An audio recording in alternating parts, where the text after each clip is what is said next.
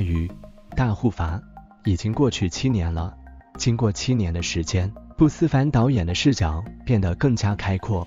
大护法探讨的多是一个时代的暴政与暴政下被奴役的人群，大禹则是更上了一个台阶，从一个人、一个时代上升到了对世道、阶层上的讨论。借用不思凡导演的话，大护法是我对人性的理解，大禹则是我对世界的理解。先来简单介绍一下大禹的剧情。故事主角小娃名作馒头，原为沉船上被装进木箱的婴儿，阴差阳错为落水逃犯大谷子所救。大谷子曾为仓管员，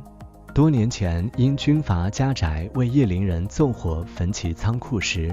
贪念起而想偷窃宝物之事败露，因而仓皇逃窜。谷子本就为一念之差，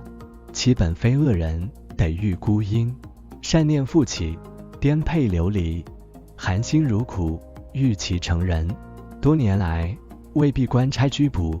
他与馒头躲在破败野村，受尽冷眼欺辱，心知自己戴罪之身难以长久，因此对于小娃的依赖之情、赤子之心始终不改面对。二人有父子之实，而无父子之名。谷子心中颇多亏欠自责，总想伺机寻宝，为馒头换个好出身，以后能走阳关大道，为此不惜父子陌路。在未来的某一天，在寻宝的过程中，大谷子不小心被叫做隐鲛的怪物咬了一口，意识变得越来越模糊。馒头发现大谷子的异样，拼尽全力地想要换回原来的大谷子。在唤醒父亲的过程中，不同势力相互涌现，最后在大雨中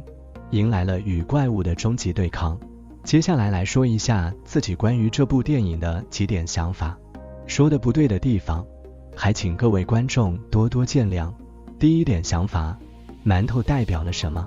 在电影里，所有的人物都因为欲望与身份的原因，陷入到了矛盾之中，被牵扯进巨大的漩涡里。唯有馒头始终纯粹且简单的只想找回大谷子。显然，馒头是不思凡为他所营造的暗黑世界投射下的一缕阳光。虽然在大雨中人物众多，故事纷纷扰扰，但是最终还是回到了馒头与大谷子这对父子情上。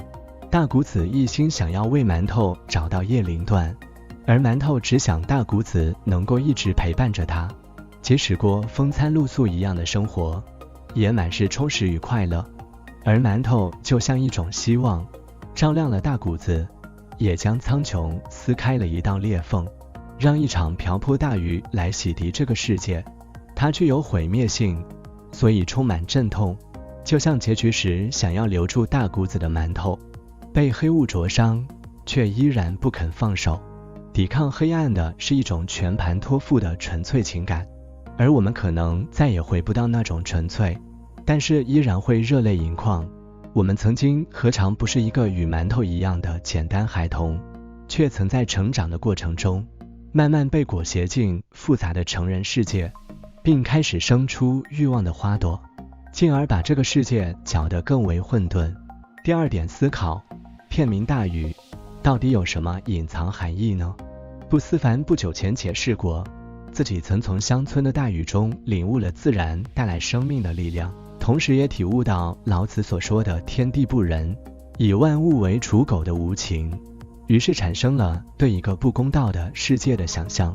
大雨很公道，当它下起时会淋向所有人的头顶，也就是电影中的神鸟拥有毁灭性的平衡力量。天地看待万物是一样的，不对谁特别好，也不对谁特别坏，一切顺其自然发展。大禹却也是不公的，因为它下落在这样一个没有公道可言的世界。不同阶层的人抵御风险的能力是不一样的，有的人天生就有伞，他们的生活容错率很高，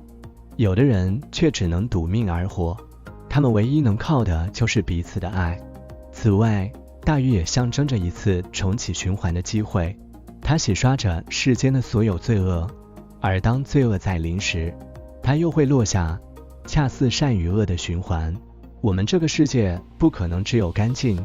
也不可能只有肮脏，就像大禹终归还是借由了复杂的群像来填充厚度，却在最后回归到最原始的表达。这世界无法规避黑暗，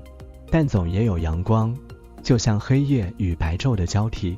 在这瞬息万变的世间，